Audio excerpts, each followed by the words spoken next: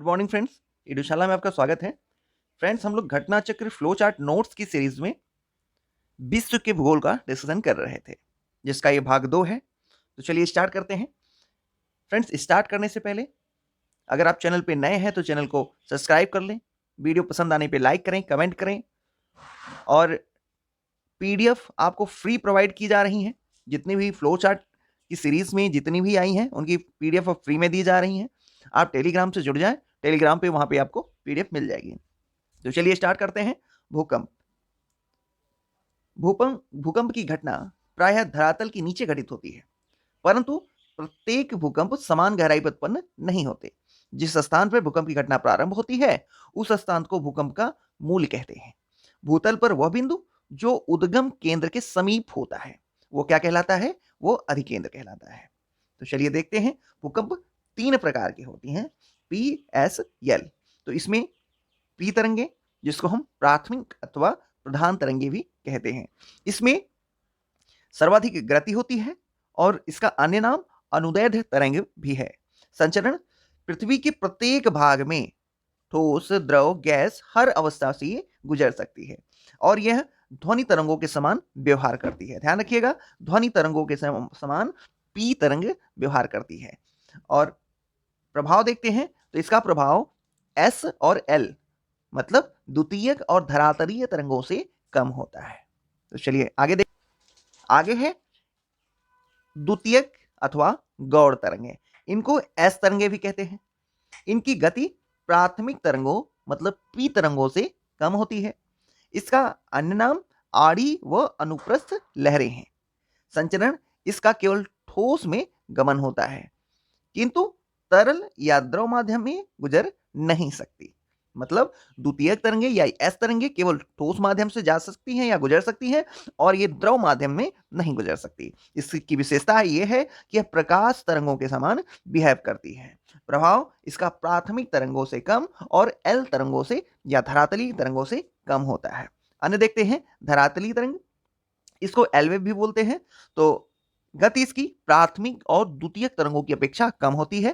प्रकृति यह सर्वाधिक विनाशकारी है। इसका अन्य नाम लंबी तरंगे या एल तरंगे भी कहते हैं। इसको भ्रमण पथ पृथ्वी का धरातलीय भाग ये पृथ्वी के भूपृष्ठ पर पृष्ठीय भाग पर ही गमन करती हैं। विशेषता इसकी है कि पृथ्वी का पूरा चक्कर लगाकर यह अधिकेंद्र पर पहुंचती हैं।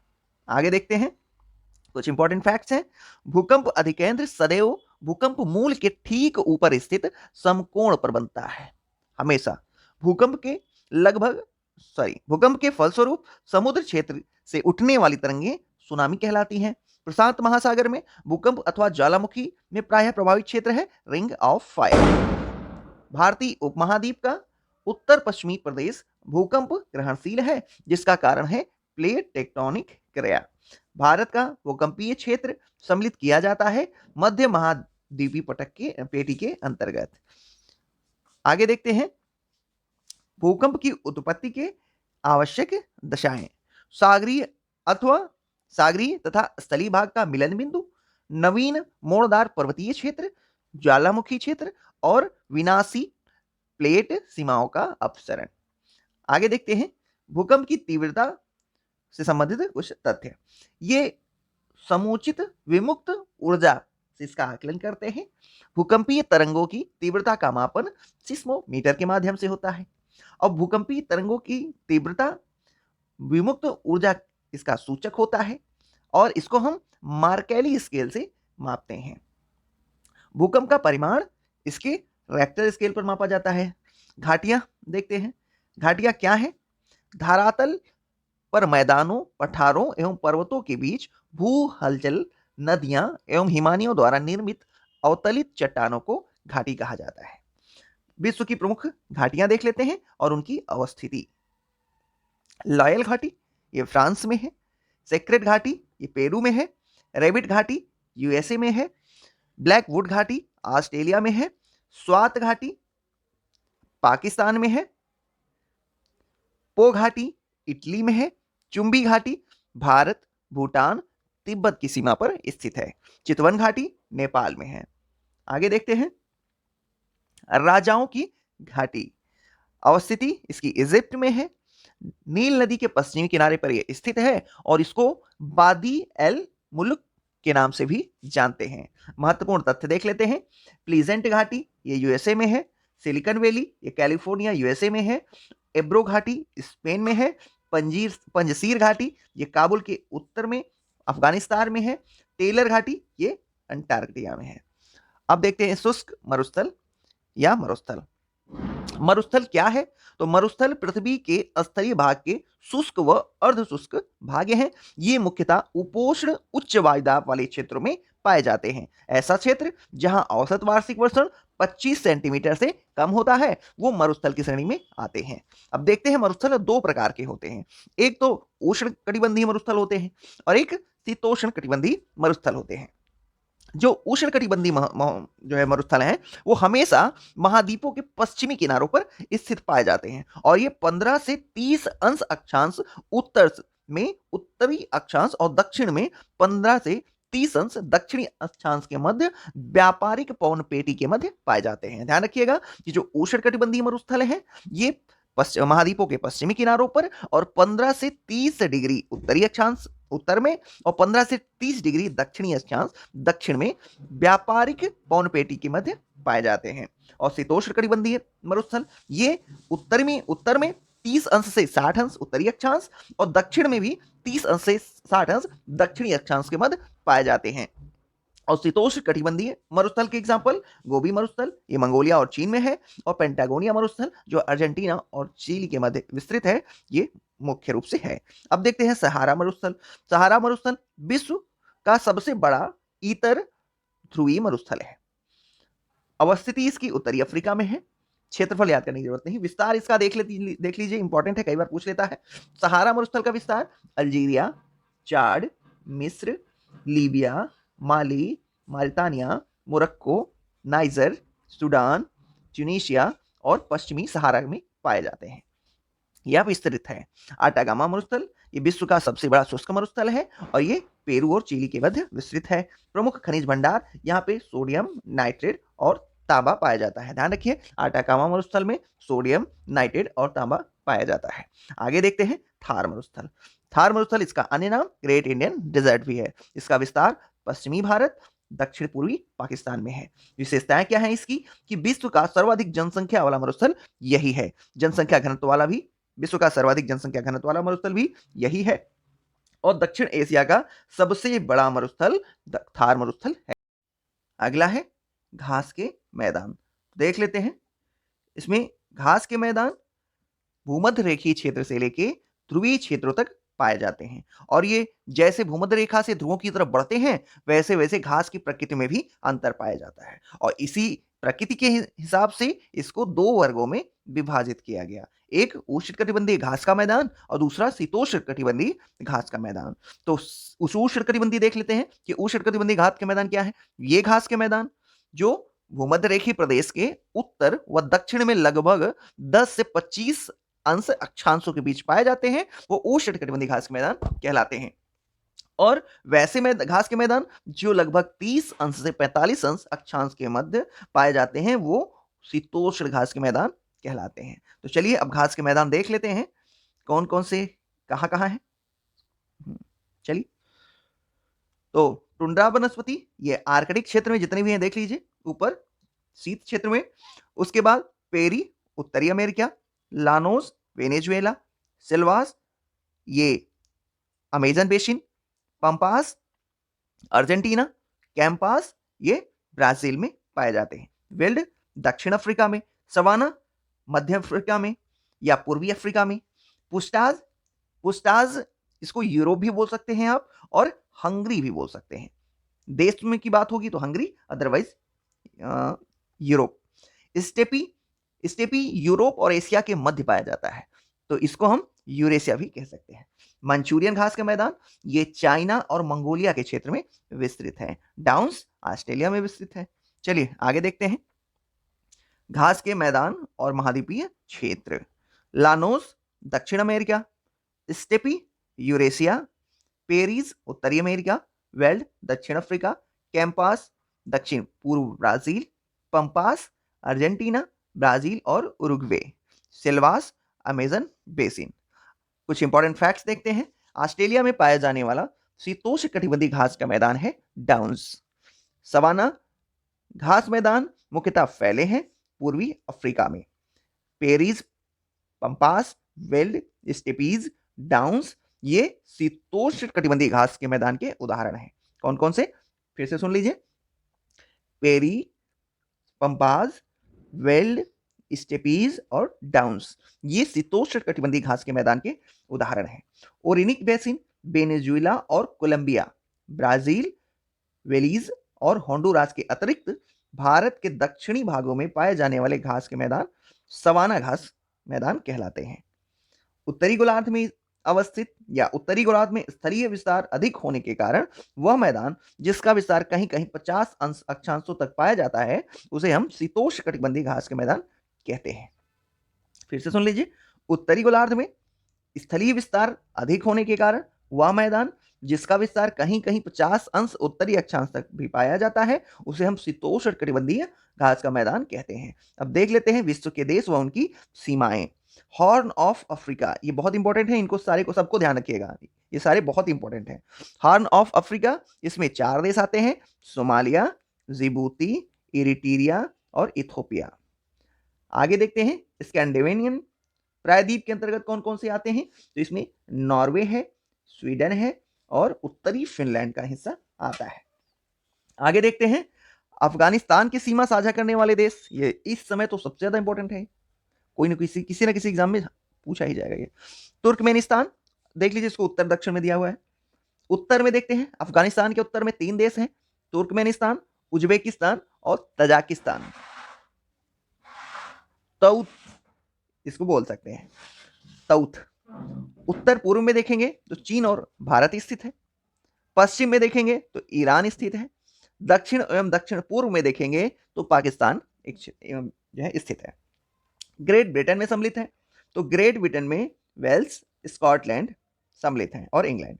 ग्रेट ब्रिटेन में इंग्लैंड, वेल्स और स्कॉटलैंड सम्मिलित हैं। नोट देख लेते हैं, ग्रेट ब्रिटेन में उत्तरी आयरलैंड शामिल नहीं है, उत्तरी आयरलैंड इसमें नहीं शामिल है। कैस्पियन सागर देखते हैं, इसके साथ कौन कौन से देश सीमा साझा करते हैं, तो रूस, ईरान, कजाकिस्तान और तुर्कमेनिस्तान। फिर से देख लीजिए, इंपॉर्टेंट है। कैस्पियन सागर के साथ कौन कौन से देश सीमा साझा करते हैं, रूस, अजरबैजान, ईरान, तुर्कमेनिस्तान और कजाकिस्तान। अब इंपॉर्टेंट फैक्ट्स देखते हैं कुछ। दक्षिण एशिया के देशों के क्षेत्रफल की दृष्टि से सबसे छोटा देश मालदीव है और भारत के साथ सबसे लंबी स्थलीय सीमा बांग्लादेश बनाता है। सर्बिया और मैसेडोनिया पूर्णतः एक स्थलरुद्ध देश हैं। मेलेनेशिया, माइक्रोनेशिया और पॉलिनेशिया ये ओशनिया के उप समूह हैं। सर्वाधिक उत्तरी व दक्षिणी अक्षांश लंबाई वाला देश ये चिली है। बिहार पीसीएस में पूछा हुआ क्वेश्चन है। कजाकिस्तान एवं तुर्कमेनिस्तान के में स्थित वह रेगिस्तान जो कैस्पियन सागर के पूर्व में तथा अमुदीरिया नदी के पश्चिम तक फैला है उसको हम कराकुम रेगिस्तान कहते हैं। ग्रेट विक्टोरियन मरुस्थल स्थित है, ये पश्चिमी ऑस्ट्रेलिया और दक्षिणी ऑस्ट्रेलिया के मध्य स्थित है। दस्त ए कबीर ये ईरान में स्थित है। उज्बेकिस्तान, तुर्कमेनिस्तान, कजाकिस्तान के मध्य ये किजिलकुम मरुस्थल स्थित है। इसको कजिलकुम भी बोलते हैं कहीं कहीं और कहीं कहीं किजिलकुम भी बोलते हैं। तकलामकान ये चीन में स्थित है। आगे देखते हैं ग्रीनलैंड संबद्ध तथ्य। चलिए, ग्रीनलैंड की खोज किसने की थी, तो ये एरिक द रेड थे। 1380 में डेनमार्क पर इसका अधिकार हो गया और विश्व का सबसे बड़ा ये आइलैंड है। ये अवस्थिति इसकी आइसलैंड के निकट उत्तरी अटलांटिक महासागर में ये स्थित है। 85% भाग इसका बर्फ से आच्छादित है। आगे देखते हैं, राजनीतिक रूप से यूरोप महाद्वीप का ये भाग है और भौगोलिक रूप से ये उत्तरी महाद्वीप का या उत्तरी अमेरिका महाद्वीप का ये भाग है। ध्यान रखिएगा, ग्रीनलैंड राजनीतिक रूप से यूरोप का और भौगोलिक रूप से उत्तरी अमेरिका का भाग है। विश्व के द्वीप और उन पे स्वामित्व देखते हैं। एल्यूशियन द्वीप ये यूएसए के अंतर्गत आता है। बियर द्वीप नॉर्वे के अंतर्गत। फ्रेज जोसेफ द्वीप रूस के अंतर्गत। ओजस द्वीप पुर्तगाल के अंदर आता है। अगला देखते हैं, अधीन नोट में अधीन या निर्भर क्षेत्र वह क्षेत्र होता है जिसके पास एक राष्ट्र के रूप में पूर्ण राजनीतिक स्वतंत्रता या संप्रभुता नहीं होती तथा उन्हें शासक राष्ट्र की मुख्य भूमिका का हिस्सा नहीं माना जाता। आगे देखते हैं, मेरिडिया मेडेरिया द्वीप समूह क्षेत्र पर पुर्तगालों का अधिकार है। कैरेबियन सागर के पूर्व में स्थित मार्टिनिक द्वीप का अधिकार फ्रांस पर है, या फ्रांस का अधिकार है मार्टिनिक द्वीप पर। और दक्षिणी अटलांटिक महासागर में स्थित फॉकलैंड द्वीप पर ब्रिटिश का अधिकार है। दक्षिणी अटलांटिक महासागर में स्थित बोबेट द्वीप पर नॉर्वे अधिकृत क्षेत्र है। ये मतलब बोबेट द्वीप पर नॉर्वे का अधिकार है। और अफ्रीका के उत्तर पश्चिम में स्थित कैनरी द्वीप समूह पर स्पेन का अधिकार है। हिंद महासागर में स्थित क्रिसमस द्वीप पर ऑस्ट्रेलिया का अधिकार है। अब देख लेते हैं कुछ स्थलरुद्ध देश। वह महाद्वीप जिसमें स्थित कोई भी देश स्थलरुद्ध नहीं है तो उत्तरी अमेरिका है। दक्षिण पूर्व एशिया में एकमात्र स्थलरुद्ध देश लाओस है। और एशिया महाद्वीप में स्थित सबसे बड़ा स्थलरुद्ध देश कजाकिस्तान है। और दक्षिण अमेरिका महाद्वीप में स्थित स्थलबद्ध देश तो ये बोलीविया और पराग्वे है। दक्षिण अमेरिका में स्थलबद्ध देश जो है वो बोलीविया और पराग्वे है। नोट, स्थलरुद्ध देश उन देशों को कहा जाता है जिनकी अंतरराष्ट्रीय सीमाएं समुद्र से नहीं मिलती। विश्व के स्थलरुद्ध देशों की संख्या 45 है। ध्यान रखिएगा, विश्व में कुल 45 देश ऐसे हैं जिनकी सीमाएं महासागरों से नहीं मिलती हैं। देशों के नाम और उनके पुराने नाम देखते हैं। जापान को पहले निप्पन कहते थे, ईरान को पार्शिया कहते थे, लिसोथो को वासु तोलैंड कहते थे, इथोपिया को एबिसिनिया कहते थे, बोत्सवाना को वेचुआन लैंड कहते थे, जाम्बिया को उत्तरी रोडेशिया कहते थे, मेडागास्कर को मालागासी कहते थे, जावा को सुवर्ण द्वीप, मलावी को न्यासालैंड, नीदरलैंड को हॉलैंड कहते थे, बेलीजी को कहते थे ब्रिटिश होंडुरास, कंबोडिया इसको हम कंपूचिया कहते थे, जिम्बाब्वे को दक्षिणी रोडेशिया कहते थे, कांगो लोकतांत्रिक गणराज्य को जायरे कहा जाता था, और बांग्लादेश का पुराना नाम पूर्वी पाकिस्तान था। मलेशिया को मलाया कहते थे, श्रीलंका को सिलोन कहते थे, और म्यांमार को वर्मा कहते थे। आगे देखते हैं अंतरराष्ट्रीय सीमाएं। रियो ग्रांडे नदी, तो रियो ग्रांडे नदी संयुक्त राज्य अमेरिका की दक्षिणी सीमा को मैक्सिको से पृथक करती है। ध्यान रखिएगा, यूएसए और मैक्सिको के मध्य है रियो ग्रांडे नदी। ठीक है, आगे देखते हैं इसका विस्तार। संयुक्त राज्य अमेरिका और मैक्सिको के मध्य है, और मुहाना इसका मैक्सिको की खाड़ी में है। अगला देखते हैं मैकमोहन रेखा भारत और चीन के मध्य स्थित है। इसका निर्माण सिमला संधि के तहत हुआ था, जो कि 1914 में ब्रिटेन और तिब्बत के मध्य संपन्न हुआ था। इसका नामकरण सर हेनरी मैकमोहन के नाम पर किया गया था। आगे देखते हैं सर हेनरी मैकमोहन भारत के लिए विदेश सचिव और संधि के प्रमुख ब्रिटिश मध्यस्थ थे। मान्यता, चीन और भारत अस्थायी नियंत्रण रेखा और भारत के लिए स्थायी नियंत्रण रेखा है। चीन ने मैकमोहन रेखा को अस्थायी नियंत्रण रेखा माना है और भारत ने इसको पूर्ण या स्थायी जो है रेखा माना है। आगे देखते हैं मैगिनॉट ये फ्रांस द्वारा प्रथम विश्व युद्ध के दौरान खींची गई, और ये फ्रांस की सीमा को जर्मनी व इटली से पृथक करती है। ध्यान रखिए, मैगिनॉट ये फ्रांस को जर्मनी और इटली से पृथक कर रही है। ऊपरी राइन नदी पर स्थित है ये, और फ्रांस और जर्मनी के मध्य सीमा का निर्माण करती है। आगे देखते हैं कुछ इंपॉर्टेंट फैक्ट्स हैं। युगांडा केन्या तंजानिया के बीच अंतरराष्ट्रीय सीमा बनाती है विक्टोरिया झील। फिर से सुन लीजिए, युगांडा केन्या तंजानिया के बीच अंतरराष्ट्रीय सीमा विक्टोरिया झील बनाती है। भारत एवं पाकिस्तान के बीच सीमा निर्धारण करती है रेड क्लिफ लाइन। संयुक्त राज्य अमेरिका एवं कनाडा के बीच सीमा रेखा निर्धारित करती है 49वीं समानांतर रेखा। ध्यान रखिए, यूएसए और कनाडा के बीच 49वीं समानांतर रेखा स्थित है। उत्तरी कोरिया और दक्षिणी कोरिया को 38वीं समानांतर रेखा विभाजित करती है। सोवियत रूस को फिनलैंड से मैनर हिम रेखा, फिर से सुन लीजिए, मैनर हिम रेखा रूस को फिनलैंड से पृथक करती है। आगे देखते हैं, चलिए एशिया महाद्वीप के प्रमुख देश व उनकी राजधानियां देख लेते हैं। फिलीपींस की मनीला, कंबोडिया की नहोम पेन, बहरीन की मनामा, श्रीलंका की यहाँ कोलंबो दिया हुआ है। ध्यान रख लीजिएगा, जयवर्धने है वर्तमान में, अभी चेंज हो गया है, जयवर्धने है अभी इसकी राजधानी, जयवर्धने श्रीलंका की। सऊदी अरब की रियाद है, सीरिया की दशमिक है, उत्तरी कोरिया की प्योंगयांग है, कजाकिस्तान की बिस्केक है, किर्गिस्तान की बिस्केक है, कजाकिस्तान की नूर सुल्तान है, तुर्कमेनिस्तान की अशगाबाद है, इजराइल की जेरूसलम है, दक्षिणी कोरिया की सियोल है और तुर्कमेनिस्तान की अशगाबाद है। आगे देखते हैं ओस्निया के प्रमुख देश व उनकी राजधानियां। ओस्निया के फिजी की राजधानी सुआ है, ऑस्ट्रेलिया की राजधानी कैनबरा है, पपुआ न्यू गिनी की राजधानी पोर्ट मोरेस्वी है, न्यूजीलैंड की राजधानी वेलिंगटन है, माइक्रोनेशिया की राजधानी पॉलीकीर है। आगे देखते हैं यूरोप महाद्वीप के प्रमुख देश व उनकी राजधानियां।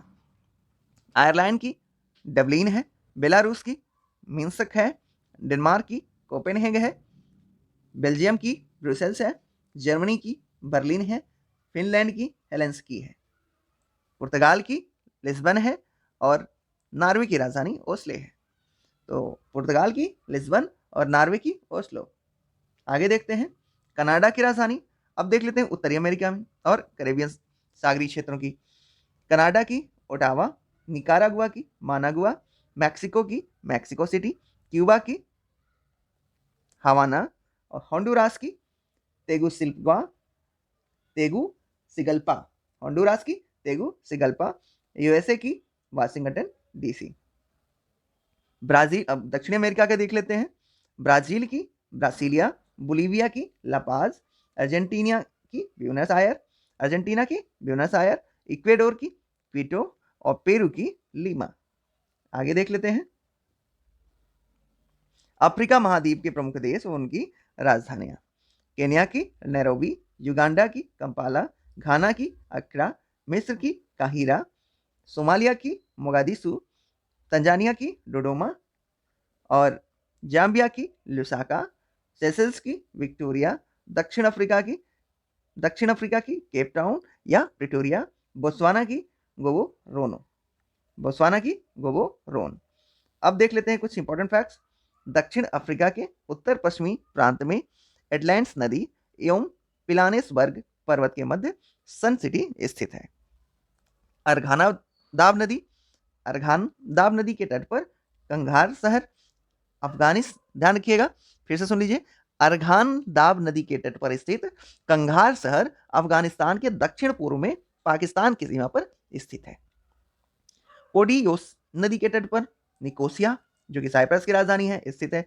ओंटारियो झील के किनारे स्थित है कनाडा का हैमिल्टन एवं टोरंटो शहर।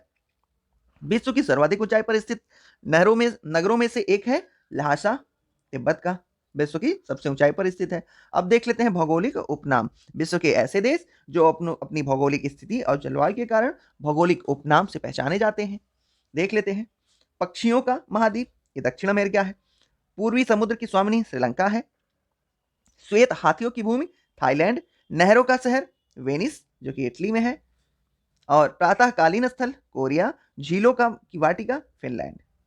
आगे देखते हैं भारत के प्रमुख शहर व राज्य, उनके भौगोलिक उपनाम। मुंबई को 7 टापुओं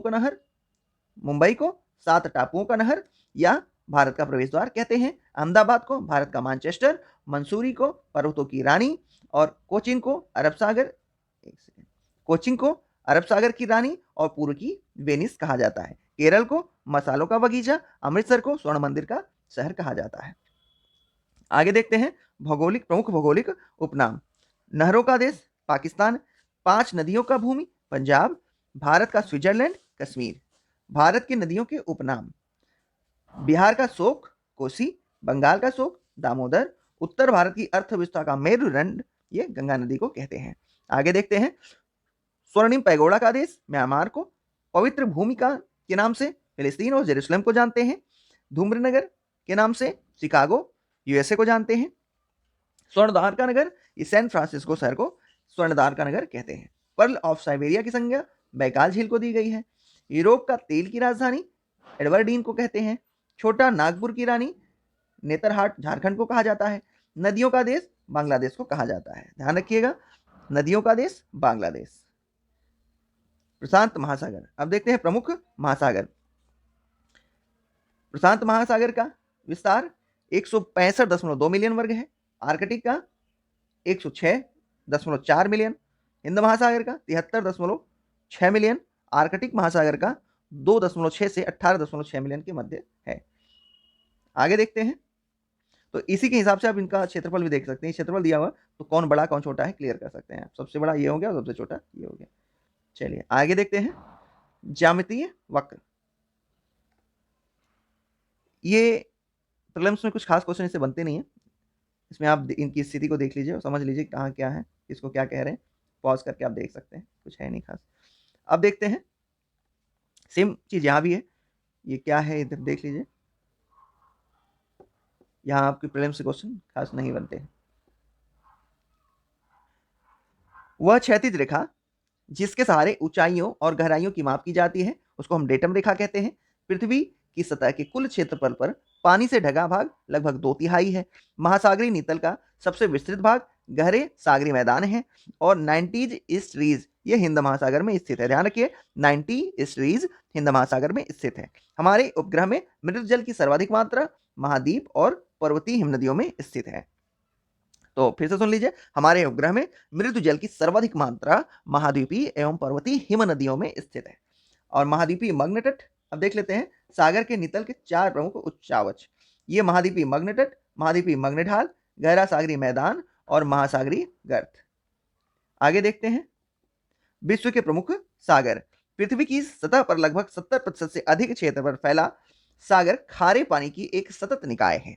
पृथ्वी पर जलवायु को संयमित करने वाले, भोजन और ऑक्सीजन प्रदान करने वाले, साथ ही जैव विविधता को बनाए रखने और परिवहन क्षेत्र में सागर आवश्यक भूमिका निभाते हैं। अब देख लेते हैं विश्व के प्रमुख सागर। इसमें आप इसको पॉज करके देख सकते हैं अवस्थिति किसकी कहां कहां है, कौन सा सागर कहां है, या पॉज करके देख सकते हैं। आगे देखते हैं, हाँ ये बहुत इंपॉर्टेंट है, इनको विशेष ध्यान रखिएगा, पूछे ही जाते हैं एग्जामों में। काला सागर की सीमा को स्पर्श करने वाले देश, यूक्रेन, रूस उत्तर में, जॉर्जिया पूर्व में, तुर्की पश्चिम में और दक्षिण में बुल्गारिया व रोमानिया काला सागर की सीमा को बनाते हैं। अब देखते हैं कैस्पियन सागर से जुड़ने वाले, कजाकिस्तान, रूस, अजरबैजान, ईरान और तुर्कमेनिस्तान हैं। आगे देखते हैं, टेरहेनियन सागर से सिसिली, इटली, सार्डिनिया और कोर्सिका इसकी सीमा को स्पर्श करते हैं। अरल सागर यह मध्य एशिया में स्थित एक झील है और यह कजाकिस्तान और उज्बेकिस्तान को स्पर्श करती है। आगे देखते हैं महत्वपूर्ण तथ्य, स्थल से घिरे हुए सागरों में सबसे बड़ा सागर भूमध्य सागर है। वह सागर जिसे महाद्वीपीय समुद्र की संज्ञा दी जाती है वो काला सागर कहलाता है। ध्यान रखिए, काला सागर को महाद्वीपीय समुद्र की संज्ञा दी जाती है। विश्व की खारे पानी की सबसे बड़ी झील कैस्पियन सागर है और ओजो सागर को काला सागर से जोड़ता है कर्च जलडमरू मध्य। फिर से सुन लीजिए, ओजो सागर को काला सागर से कर्च स्टेट जोड़ता है और पश्चिम में गल्फ स्ट्रीम, उत्तर में उत्तरी अटलांटिक महासागर, पूर्व में कानेरी धारा और दक्षिण में उत्तरी अटलांटिक विश्व धारा से घिरा हुआ सारगैसो सागर है। सारगैसो सागर किससे किससे घिरा हुआ है फिर से देख लीजिए, इंपॉर्टेंट है। सारगैसो सागर पश्चिम में गल्फ स्ट्रीम से, उत्तर में उत्तरी अटलांटिक महासागर से और पूर्व में कनारी धारा से और दक्षिण में उत्तरी अटलांटिक धारा से घिरा हुआ है सारगैसो सागर। आगे देखते हैं, अजरबैजान की राजधानी बाकू कैस्पियन सागर के किनारे स्थित है। टर्की स्थित है काला सागर और भूमध्य सागर के मध्य। सारगैसो समुद्र की विशेषता क्या है, तो यहाँ पे इसकी विशिष्ट वनस्पतियों के कारण ये विशिष्ट है। आगे देखते हैं, लाल सागर उदाहरण है अक्षीय द्रोणी का। OMT का पूरा नाम है महासागर औसत तापमान। आगे देखते हैं, दक्षिण चीन सागर और विशिष्ट तथ्य। अवस्थिति चीन के दक्षिणी भाग में स्थित एक सीमांत सागर है। ये प्रमुख भाग ये प्रशांत महासागर का एक हिस्सा है। विस्तार इसका चीन, Taiwan, Philippines, Malaysia, Brunei, Indonesia और वियतनाम में है। फिर से सुन लीजिए, दक्षिण चीन सागर का विस्तार चीन, ताइवान, फिलीपींस, मलेशिया, ब्रुनेई और इंडोनेशिया के साथ ही वियतनाम में है। अधिकतम गहराई इसकी 5016 मीटर है। आगे देखते हैं लवणता। तो समुद्री जल में लवणता सबसे ज्यादा सोडियम क्लोराइड की होती है, सबसे ज्यादा सोडियम क्लोराइड होता है इसमें 77.8%। बाकी आप क्रम से देख सकते हैं, कुछ खास नहीं, बस एक याद रखिए, सोडियम क्लोराइड। ज्यादा से ज्यादा दूसरा देख लीजिए, मैग्नीशियम क्लोराइड। विश्व के प्रमुख सागर व झील देख लेते हैं। वान झील 330%, मृत सागर 268। ये पर थाउजेंड, डबल का मतलब होता है पर थाउजेंड, जैसे परसेंटेज हम लोग 100 में निकालते हैं ना, तो यहाँ पे पर थाउजेंड डबल पे है, तो इसका मतलब पर थाउजेंड है। ग्रेट साल्ट लेक में 220, लाल सागर में इतना याद करने की जरूरत नहीं है, आप केवल ये देखिए कि सबसे ज्यादा किसका है, वान झील का, और दूसरे स्थान पर मृत सागर है 238, वान झील का याद रखिएगा 330। अब देखते हैं महासागरीय धाराएं। महासागरों में जल के एक निश्चित दिशा में प्रवाहित होने की गति को धारा कहते हैं। आगे देखते हैं महासागरीय धारा की उत्पत्ति के कारक। पृथ्वी का परिभ्रमण, जिसको हम आवर्तन भी कह सकते हैं, तापमान में विभिन्नता, वर्षा का प्रभाव, वायुदाब तथा हवाएं और घनत्व में विभिन्नता, साथ ही वाष्पीकरण धाराओं की उत्पत्ति के प्रमुख कारण हैं। आगे देखते हैं महासागरों की दिशा एवं परिवर्तन के कारक। तो महासागरों की दिशा तट की दिशा तथा आकार पर निर्भर करती है, साथ ही तलीय आकृतियां व मौसमी परिवर्तन और पृथ्वी का परिभ्रमण इसको पर्याप्त रूप से प्रभावित करता है। आगे देखते हैं अटलांटिक महासागर की प्रमुख धाराएं। अटलांटिक महासागर, ध्यान रखिएगा ये इंपॉर्टेंट है। अटलांटिक महासागर की प्रमुख धाराएं उत्तरी विषुवत रेखा, कनारी धारा, लेब्राडोर की धारा, फॉकलैंड की धारा, दक्षिणी अटलांटिक धारा, गल्फ स्ट्रीम की धारा, फ्लोरिडा की धारा और दक्षिण विषुवती रेखीय धारा।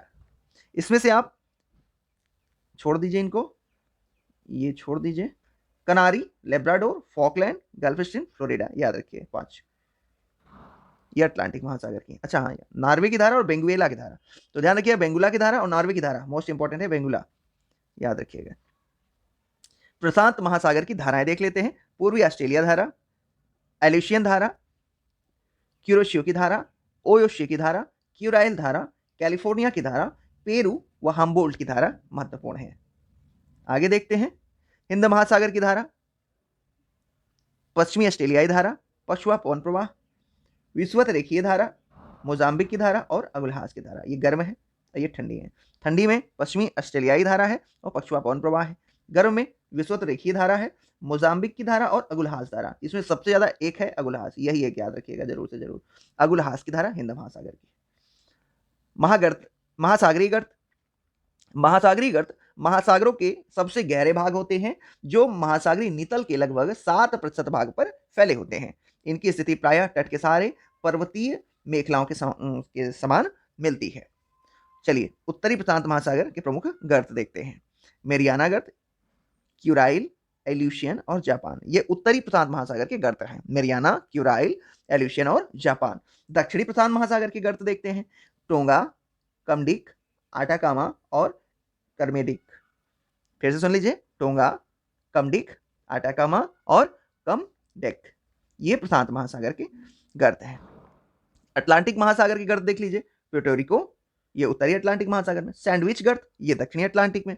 रोमांचे गर्त, ये विश्वतीय अटलांटिक महासागर में। अब हिंद महासागर का इसका जरूर याद रखिएगा। जावा गर्त, डायामेंटीना गर्त और सुंडा गर्त प्रमुख हैं। डायामेंटीना, सुंडा और जावा। जावा और सुंडा तो आपको याद रहेगा, ये डायामेंटीना याद रखिएगा, डायामेंटीना, ये हिंद महासागर की धारा है, सॉरी गर्त है। आगे देखते हैं विश्व का सबसे गहरा गर्त मेरियाना या चैलेंज गर्त है, जिसकी गहराई 11,033 मीटर है। हिंद महासागर स्थित है। सबसे गहरा गर्त जावा गर्त है। हिंद महासागर का सबसे गहरा गर्त जावा गर्त है और महासागरों की औसत लवणता 35/1000 होती है। महासागरीय जल की लवणता में सर्वाधिक योगदान सोडियम क्लोराइड का होता है और जल लवणता प्रवणता को दर्शाती है हेलोक्लाइन रेखा। ध्यान रखिएगा, जल लवणता की प्रवणता को हेलोक्लाइन रेखा दर्शाती है। सर्वाधिक लवणता पाई जाती है असल झील में, जो कि 348/1000 है। 348 किसकी? असल झील। विश्व की नदियां देखते हैं। एशिया महाद्वीप की प्रमुख नदियां को सभ्यता का पालन एवं एशिया महाद्वीप को सभी धर्मों की आदि भूमि कहा जाता है।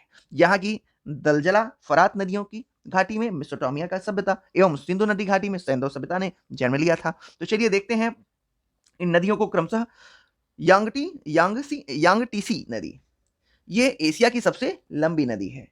ये इसका अपवाह क्षेत्र चीन में है। मुहाना इसका प्रशांत महासागर में है। अगला है साल्विन नदी, ये तिब्बत में है इसका उद्गम स्थल। मुहाना मर्तबान की खाड़ी में है, जो कि अंडमान में है, सागर में स्थित है। अब देखते हैं आमूर नदी, ये चीन व रूस की सीमा से होकर अपवाहित होती है। मुहाना इसका तारतार की खाड़ी प्रशांत महासागर में स्थित है। जर्मनी डेन्यूब नदी, उद्गम इसका जर्मनी में होता है और मुहाना इसका काला सागर में है। विशेषता क्या है? यूरोप की दूसरी सबसे लंबी नदी है ये डेन्यूब। अब देखते हैं टिग्रिस नदी। टिग्रिस नदी ये टारस पर्वत पर इसका उद्गम होता है और ये तुर्की, सीरिया, इराक में प्रवाहित होती है। टिग्रिस नदी किससे? टर्की, सीरिया और इराक से। मुहाना इसका फारस की खाड़ी में स्थित है। राइन नदी देखते हैं, इसका उद्गम स्विस आल्प्स पर स्थित रेन वार्डहॉर्न ग्लेशियर से होता है। मुहाना इसका उत्तरी सागर में स्थित है और तटीय शहर वान जर्मनी है इसका। विशेषता क्या है? यूरोप की सबसे व्यस्त अंतःस्तरीय जलमार्ग वाली नदी राइन नदी है। आगे देखते हैं यूरोप महाद्वीप की प्रमुख नदियां। वोल्गो नदी या वोल्गा नदी, यह यूरोप की सबसे लंबी नदी है और उद्गम क्षेत्र इसका वालदाय पहाड़ी है। मुहाना इसका कैस्पियन सागर है। अफ्रीका महाद्वीप की प्रमुख नदियां देखते हैं। कांगो नदी, इसका अन्य नाम है जायरे और लंबाई इसकी 4700 किलोमीटर है। विषुवत रेखा को यह 2 बार काटती है और कितना अपवाहित करती है जरूरी नहीं याद करना। आगे देखते हैं नाइजर नदी, इसका उद्गम है फोटा जलान पठार। मुहाना इसकी गीली की खाड़ी है। और आगे देखते हैं तो उत्तरी अमेरिका महाद्वीप की प्रमुख नदियां, तो ये जरूर याद रखिएगा। सेंट लॉरेंस, इससे क्वेश्चन बनते हैं। Saint Lawrence, Mackenzie, Nelson, Hudson, Mississippi और मिसौरी, कोलोराडो। आगे देखते हैं नील नदी, ये विश्व की सर्वाधिक लंबी 5 नदियां बताया जा रहा है। पहली है नील नदी, दूसरी अमेजन नदी, तीसरी यांगटीसी नदी, चौथी मिसिसिपी मिसौरी जेफरसन नदी, पांचवी है येनेसी अंगारा सेलेगिन नदी। आगे देखते हैं नदियों द्वारा निर्मित अंतरराष्ट्रीय सीमाएं। ईरान और इराक के मध्य सत अल अरब, यह ईरान और इराक के मध्य सीमा निर्मित करती है। यालू उत्तरी कोरिया और चीन के मध्य स्थित है। महाकाल, ये भारत और नेपाल के मध्य स्थित नदी है। भारत और म्यांमार के मध्य कालादान है। बेलारूस यूक्रेन के मध्य नीपर नदी है। नामीबिया और दक्षिण अफ्रीका के मध्य ऑरेंज नदी। और कांगो नदी कांगो गणराज्य और कांगो लोकतांत्रिक गणराज्य के मध्य है। और ड्यूरो नदी यह पुर्तगाल और स्पेन के मध्य है। ड्यूरो नदी पुर्तगाल और स्पेन के मध्य है। अपवाह क्षेत्र की दृष्टि से विश्व की सबसे लंबी नदी अमेजन है। अफ्रीका की वह नदी जो मकर रेखा को 2 बार काटती है, वह है लिम्पोपो। हिमानी झील इटास्का क्षेत्र है मिसिसिपी नदी का। म्यांमार की जीवन धारा के नाम से जाना जाता है इरावदी नदी को। इटली की गंगा पो नदी को कहते हैं। पश्चिमी रूस के टूला से निकलकर एजो सागर में गिरती है डॉन नदी। ध्यान रखिएगा, पश्चिमी रूस के टूला से निकलकर एजो सागर में डॉन नदी मिल जाती है। वह 2 नदियां जिनके परस्पर सम्मिलन से नील नदी का अभिवार्य हुआ है, वह है श्वेत नील और नीली नील। श्वेत नील और नीली नील मिलकर नील नदी का निर्माण करती है। वह नदी जो महासागर झीलों को अटलांटिक महासागरों से जोड़ती है, वो है सेंट लॉरेंस नदी। ध्यान रखिए, वह नदी जो महासागर झीलों को अटलांटिक महासागर से जोड़ती है, मतलब वह नदी जो महान झीलों को अटलांटिक सागर से जोड़ती है, उसे बोलते हैं सेंट लॉरेंस नदी। ध्यान रखिएगा। ये ब्राजील एवं पराग्वे की सीमा को निर्धारित करती है पराना नदी, ये तो पता ही होगा। ब्राजील और पराग्वे की सीमा को पराना नदी। नदियों के किनारे स्थित नगर, यूरोपीय नदियों के किनारे स्थित नगर। रोम, ये टाइबर नदी के किनारे है। बर्लिन स्प्री नदी के किनारे। पेरिस सेन नदी के किनारे। क्यू नेपर नदी के किनारे। रॉटरडम राइन नदी के किनारे। आगे देखते हैं हनोई लाल नदी के किनारे। एशियाई नदियों के किनारे स्थित शहर देख लेते हैं। हनोई लाल नदी, यांगून इरावदी नदी, दिल्ली यमुना नदी, चटगांव कर्णफुली नदी, संघाई यांगसी क्यांग नदी, टोक्यो अराकाव नदी। अब उत्तरी अमेरिका की महाद्वीप की नदियों को देखते हैं। उत्तरी अमेरिका के न्यूयॉर्क हडसन नदी के किनारे है। क्यूबेक सिटी सेंट लॉरेंस नदी के किनारे है। न्यू अलियर्स ये मिसिसिपी नदी के किनारे है। ओटावा नदी के किनारे है। अब देखते हैं फिजी द्वीप स्थित है प्रशांत महासागर में। बालियारिक द्वीप समूह भूमध्य सागर में स्थित है। विश्व का सबसे बड़ा द्वीप माजुली ब्रह्मपुत्र नदी में स्थित है। सर्वाधिक द्वीपों की संख्या इंडोनेशिया में है। और कैरेबियन सागर एवं अटलांटिक महासागर के मध्य अवस्थित वह द्वीप जो अपने लवण पटल संसाधनों के लिए जाना जाता है, उसे सेंट मार्टिन द्वीप कहते हैं। ऑस्ट्रेलिया का पर्थ स्वान घाटी के तट को कहते हैं, ऑस्ट्रेलिया का पर्थ शहर स्थित है स्वान नदी के तट पर। पाकिस्तान का लाहौर रावी नदी के तट पर। संयुक्त राज्य अमेरिका का वाशिंगटन डीसी शहर स्थित है पोटोमैक नदी के तट पर। डियागो गार्सिया स्थित है हिंद महासागर पे। आगे देखते हैं द्वीप। द्वीप ऐसे स्थलखंड जो उनके चारों ओर जल का विस्तार पाया जाता है, ऐसे स्थलखंड जिनके चारों ओर जल का विस्तार पाया जाता है वो द्वीप कहलाते हैं। अब देख लीजिए यहाँ पे इसको पॉज करके कौन से द्वीप कहाँ हैं, एक बार जरूर ध्यान में रखिए, कई बार पूछ लिया जाता है कि एग्जाम में। चलिए देखते हैं।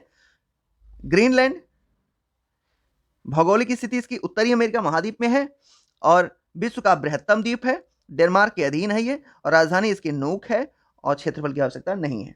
जापान द्वीप समूह उत्तरी सुदूर उत्तर में स्थित द्वीप होकोडो।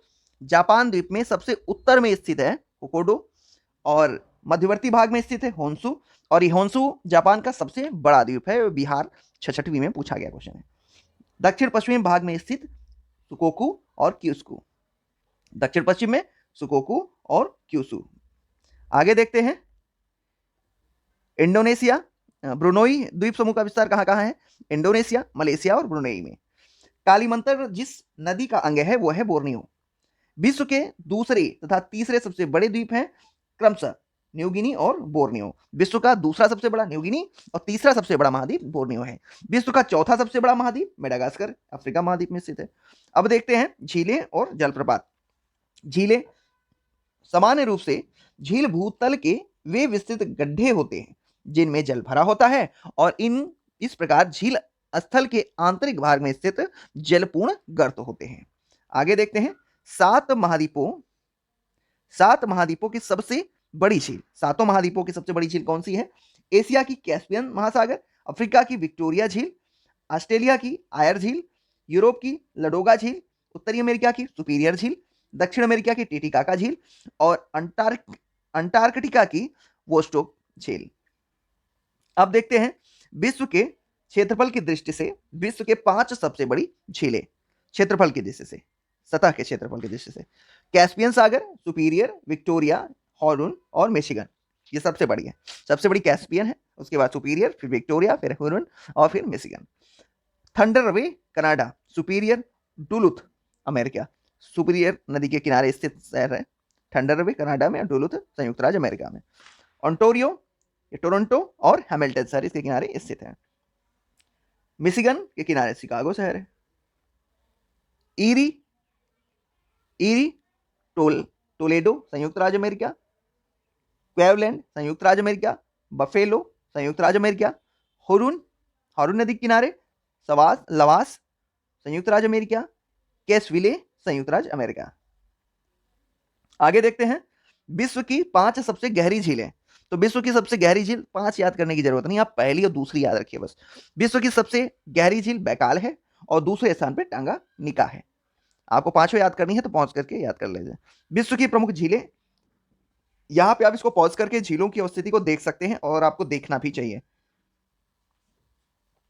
जलीय आयतन की दृष्टि से विश्व की बड़ी झीलें, कैस्पियन सागर नंबर 1 पे है, बैकाल दूसरे स्थान पे, टांगानिका तीसरे स्थान पे, सुपीरियर चौथे स्थान पे। ये जलीय आयतन की दृष्टि से है सबसे बड़ी कैस्पियन सागर। चलिए जलप्रपात, जब किसी स्थान पर नदियों का जल ऊंचाई से खड़े ढाल स्थित क्लिफ में ऊपरी भाग में अत्यधिक वेग से नीचे की ओर गिरता है तो उसे जलप्रपात कहते हैं।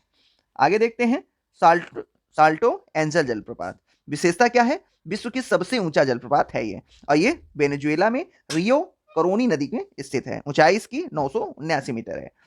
प्रसिद्ध अंगुलियोनुमा या फिंगर झील किसे कहाँ स्थित है? संयुक्त राज्य अमेरिका में। झीलों की वाटिका फिनलैंड को कहते हैं। विक्टोरिया जलप्रपात जाम्बेजी नदी में स्थित है और नियाग्रा जलप्रपात नियाग्रा नदी पर स्थित है। आगे देखते हैं नहरें। विश्व के प्रमुख जलप्रपात यहां देख लेते हैं।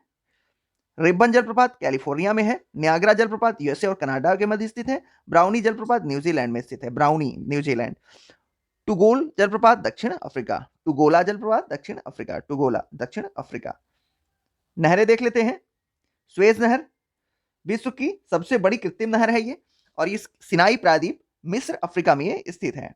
विशेषता इसकी क्या है? यह भूमध्य सागर को लाल सागर से जोड़ती है। इसका राष्ट्रीयकरण 26 जुलाई 1956 को किया गया था। लाभ इसको भारत और यूरोप के मध्य 7000 किलोमीटर से में कमी आ गई, दूरी में कमी आ गई 7000 किलोमीटर में। आगे देखते हैं कील नहर। ये जर्मनी और बाल्टिक सागर के उत्तरी भाग में स्थित है। जर्मनी के बाल्टिक सागर एवं उत्तरी भाग में स्थित है। उत्तरी सागर नहर ये जर्मनी में एम्स्टर्डम और उत्तरी सागर के मध्य स्थित है। बेलैंड नहर ये कनाडा के ईरी और ओंटारियो झील के मध्य स्थित है। आगे देखते हैं सूनहर, यह संयुक्त राज्य अमेरिका में सुपीरियर झील एवं हारून झील के मध्य स्थित है। अल्बर्ट नहर ये बेल्जियम में एंटवर्प एवं लीप के मध्य स्थित है। एंटवर्प एंड लीग के मध्य स्थित है अल्बर्ट नहर। कहां पे? बेल्जियम में। वोल्गा डॉन ये रूस में स्थित है, स्टालिनग्राड एवं रोस्टोव के मध्य। Volga Don, Stalingrad and Rostov. आगे देखते हैं अटलांटिक महासागर को प्रशांत महासागर से जोड़ना, ये पनामा देश का अधिकार क्षेत्र में है और पनामा नहर अवस्थित है मध्य अमेरिका में। आगे देखते हैं न्यू वाटर वे नहर जर्मनी में है और ये उत्तरी सागर एवं रॉटरडैम के मध्य स्थित है। विश्व के प्रमुख बांध एक अवरोध है जिसके द्वारा जल के प्रवाह को रोककर जलाशय का निर्माण किया जाता है। इस जलाशय के माध्यम से सिंचाई, विद्युत, पेयजल की आपूर्ति दी जाती है। चलिए आगे देखते हैं विश्व के प्रमुख बांध। आसवन बांध ये मिस्र में स्थित है और नील नदी पे स्थित है। ग्रैंड कुरी बांध यह संयुक्त राज्य अमेरिका में कोलंबिया नदी पर बनाया गया है। करीबा बांध ये जाम्बिया एवं जिम्बाब्वे के मध्य जाम्बेजी नदी पर बनाया गया है। फिर से सुन लीजिए, करीबा बांध जाम्बेजी नदी पर जाम्बिया और जिम्बाब्वे की सीमा पर बनाया गया है। ओरीविले बांध ये संयुक्त राज्य अमेरिका में फीदर नदी पर बनाया गया है। ओरीविले फीदर नदी। आगे देखते हैं इतेपू बांध, इसका निर्माण पराना नदी पर किया गया है। विश्व के कुछ प्रमुख अन्य महत्वपूर्ण बांध बताना है, तो इसमें इतेपू बांध ये पराना नदी पर है। हुबर बांध कोलोराडो नदी पर। जियाओवान ये मेकॉन्ग नदी पर है। नुरेक बांध ये बक्स नदी पर। कुरोबे बांध ये कुरोबे नदी पर। अब देख लेते हैं वायुमंडल। वायुमंडल विभिन्न प्रकार के गैसों का मिश्रण है। इसमें मनुष्य एवं जंतुओं के जीवन के लिए बहुत ही आवश्यक है। साथ ही इसमें गैसें पौधों के जीवन के लिए कार्बन डाइऑक्साइड गैसें पाई जाती हैं। चलिए आगे देखते हैं वायुमंडल की स्थायी गैसें व उनका द्रव्यमान का प्रतिशत। वायुमंडल में नाइट्रोजन 78.08% होता है, ऑक्सीजन 20.95% होता है, अर्गन 0.93% होता है। Organ 0.93%, carbon dioxide 0.36%, neon 0.002%। इतना तक आपको याद रखना था। कार्बन डाइऑक्साइड तक तो आप जरूर याद रखिएगा, यहां तक पूछता है। उसके बाद आप देख लीजिए, याद करने की जरूरत नहीं है। चक्रवात और उनके स्थानीय नाम देखते हैं। बिलीबिली को ऑस्ट्रेलिया में, चक्रवात को ऑस्ट्रेलिया में बिलीबिली कहते हैं और हरिकेन संयुक्त राज्य अमेरिका में कहते हैं। टाइफून चीन में कहा जाता है। बागियो फिलीपींस में कहा जाता है। चक्रवात भारत में कहा जाता है और टॉर्नेडो कैरेबियन सागर और उत्तरी अमेरिका के क्षेत्र में कहा जाता है। विश्व की प्रमुख पौने देख लेते हैं। आल्प्स पर्वत स्विट्जरलैंड, यहाँ पे फॉन गर्म हवा है। एड्रियाटिक तट बोरा यहाँ की ठंडी हवा है। स्पेन एवं फ्रांस के मध्य मिस्ट्रेल बहती है जो कि ठंडी हवा है। मिस्र यहाँ पे खमसिन हवा बहती है जो कि गर्म है। संयुक्त राज्य अमेरिका में चिनूक हवा है जो कि गर्म है। हबूब सूडान की ठंडी हवा है और सहारा रेगिस्तान से भूमध्य सागर तक सिराको जो कि गर्म हवा है और इसे इटली में रुधिर वर्षा होती है। किससे? सहारा रेगिस्तान से। आगे देख, अगला है वायुमंडल की संरचना। इसकी संरचना देख लीजिए। क्षोभ मंडल ये देखिए, यहां 8 किलोमीटर, ये 15 किलोमीटर, इसको 18 किलोमीटर कर लीजिए। ध्यान रखिए कि ध्रुवों पर क्षोभ मंडल की ऊंचाई कम होती है, 8 किलोमीटर होती है, और विषुवत रेखा पर इसकी ऊंचाई ज्यादा होती है। कितनी? 18 किलोमीटर। यहां 15 है तो 15 से 18 कर लीजिए। 50 किलोमीटर तक समताप रेखा होता है, ये समताप मंडल कहते हैं इसे, तो ध्यान रखिएगा। अब यहां पे देख लीजिए, क्षोभ मंडल में विषुवत रेखा पर ऊंचाई अधिक थी, लेकिन समताप मंडल में अब ध्रुवों पर इसकी ऊंचाई अधिक हो जाएगी और यहां पे कम हो जाएगी। देख रहे हैं आप, समझ लीजिए ऐसे। और 50 से 80 किलोमीटर मध्यमंडल और 80 से 640 किलोमीटर, यहां इसका 2 उपविभाजन हुआ है, एक आयन मंडल और एक बहिर्मंडल। अब देखते हैं क्षोभ मंडल में जितनी भी मौसमी घटनाएं हैं वो सब क्षोभ मंडल में ही होती हैं। समताप मंडल में और हाँ, क्षोभ मंडल में ऊपर जाने पे तापमान घटता है और समताप मंडल में ऊपर जाने पे तापमान बढ़ता है। ध्यान रखिए, समताप मंडल में जब हम ऊपर की तरफ जाएंगे तो तापमान बढ़ेगा। क्यों? क्योंकि ओजोन है, यहाँ पे ओजोन गैसें पाई जाती हैं। दूसरी चीज, यहाँ पे मौसमी घटनाएं नगण्य हैं, जिसकी वजह से यहाँ पे विमानन के लिए एक आदर्श परिस्थिति उत्पन्न होती है। और आगे देखते हैं मध्यमंडल में। मध्यमंडल में पुनः तापमान में घटोत्तरी होने लगती है, तापमान घटने लगता है। उसके बाद जब हम ऊपर की तरफ जाते हैं तो आयन मंडल में फिर से तापमान में वृद्धि होने लगती है आयनों के कारण, और आयन मंडल से यहां रेडियो तरंगें परावर्तित की जाती हैं। चलिए देखते हैं आगे। क्षोभ मंडल परिभाषा, वायुमंडल की यह सबसे निचली परत है और इसकी ऊंचाई 8 से 18 किलोमीटर या 8 से 15 किलोमीटर होती है। औसत ऊंचाई 12 किलोमीटर है इसकी। आगे देखते हैं क्षोभ मंडल की प्रमुख विशेषता। सामान्य ताप दर यहां पे 1000 मीटर पर 6.5 अंश सेंटीग्रेड घट जाता है और समस्त मौसमी घटनाएं यहीं पे होती हैं। साथ ही क्षोभ मंडल की ऊंचाई विषुवत रेखा पर अधिक और ध्रुवों पर कम होती है। कोहरा, बादल, आंधी, तूफान, जितनी भी मौसमी घटनाएं हैं सब वो क्षोभ मंडल में ही होती हैं। साथ ही आगे देखते हैं कुछ फैक्ट्स। वह वायुमंडलीय परत जिसका उपयोग दूर संचार प्रणाली में किया जाता है वो है आयन मंडल या आयनोस्फीयर। आयन मंडल या आयन परत मुख्यतः अवस्थित है समताप मंडल में, ओजोन परत मुख्यतः स्थित है समताप मंडल में। वायुमंडल में स्थायी गैसों के उदाहरण हैं नाइट्रोजन, ऑक्सीजन एवं अर्गन। वायुमंडल की लंबवत संरचना में पाई जाने वाली निचली परत है ट्रोपोस्फियर या क्षोभ मंडल। ओजोन परत देखते हैं, अवस्थिति इसकी समताप मंडल के निचले भाग में 15 से 35 किलोमीटर के मध्य पाई जाती है और यह सूर्य से आने वाली परावैंगनी किरणों को अवशोषित कर लेती है जो कि पृथ्वी पे नहीं आ पाती। सिरसा बादल क्या, सिरस बादल समताप मंडल की निचली सतह पर कभी कभी बादल दिखाई देते हैं, उन्हीं को हम सिरस बादल कहते हैं। स्ट्रेटोपॉज क्या है? तो समताप मंडल की ऊपरी सीमा को स्ट्रेटोपॉज कहा जाता है। अब समताप मंडल से संबंधित विशिष्ट तथ्य देख लेते हैं। व्यावसायिक जेटों या विमानों के उड़ान के लिए आदर्श दशाएं होती हैं यहाँ पे। नगण्य मात्रा में मौसमी घटनाएं होती हैं, साथ ही वायु में जल की मात्रा यहाँ पे अत्यंत कम होती है। वायु पृथ्वी के वायुमंडल की दूसरी प्रमुख परत है ये और इसकी अवस्थिति क्षोभ मंडल और मध्य मंडल के मध्य में होती है। विस्तार इसका क्षोभ मंडल के ऊपरी सीमा से 50 किलोमीटर के तक होता है। आगे देखते हैं मध्यमंडल या मीजोस्फीयर। विस्तार इसका धरातल से लगभग 5 से 80 किलोमीटर की ऊंचाई तक है और ऊंचाई के साथ तापमान में यहाँ पे क्रमशः कमी आती जाती है। और मेसोपॉज मध्यमंडल की ऊपरी सीमा को कहते हैं। और देखते हैं तापमंडल विस्तार मध्यमंडल के ऊपर स्थित वायुमंडलीय भाग है ये। इसकी विशेषता क्या है? ऊंचाई के साथ तापमान में यहाँ पुनः वृद्धि होने लगती है आयनों के कारण। और उपमंडल इसका उपविभाजन किया गया है उपमंडल और बहिर्मंडल में। आगे देखते हैं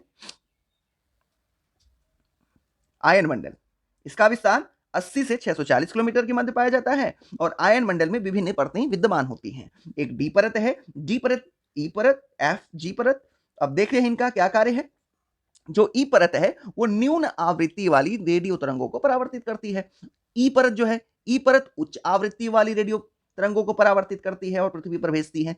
एफ तथा जी परत आयन मंडल की प्रमुख परतों का उदाहरण है। नोट, एफ परतों को एफ परत को एप्लीटन परत भी कहा जाता है। ध्यान रखिए, एफ परत एप्लीटन कहा जाता है उसको। विशेषताएं आयन मंडल की, यहाँ के उत्तरी प्रकाश मतलब अरोरा बोरियालिस और अरोरा ऑस्ट्रालिस की प्रमुख घटनाएं हैं यहाँ पे। जो उत्तरी गोलार्ध में अरोरा बोरियालिस और दक्षिणी गोलार्ध में अरोरा ऑस्ट्रालिस के नाम से जानी जाती हैं। बहिर्मंडल का विस्तार वायुमंडल के सबसे ऊपरी परत में है और विशेषता क्या है? संचार उपग्रहों को स्थापित करने के लिए इसका महत्वपूर्ण योगदान है। जितने भी संचार उपग्रह होते हैं यहीं पे स्थापित किए जाते हैं। चलिए इसी के साथ आपकी ज्योग्राफी कंप्लीट होती है, विश्व का भूगोल कंप्लीट होता है। अगले पार्ट में हम भारत के भूगोल से मिलते हैं। चलिए, वीडियो बनाने में फ्रेंड्स बहुत मेहनत लगती है और इसके कंटेंट को तैयार करने में हमें एक एनर्जी चाहिए होती है ताकि हम रेगुलर आपको एक वीडियो प्रोवाइड करा सकें और जो आपकी सफलता में सहायक सिद्ध हो सके। इसके लिए आप हमें कमेंट करें, लाइक करें, सब्सक्राइब करें और शेयर करें, जिससे कि हमारी एनर्जी बढ़ सके और हम दुगनी एनर्जी और उत्साह के साथ आपके लिए कार्य कर सकें। नमस्कार।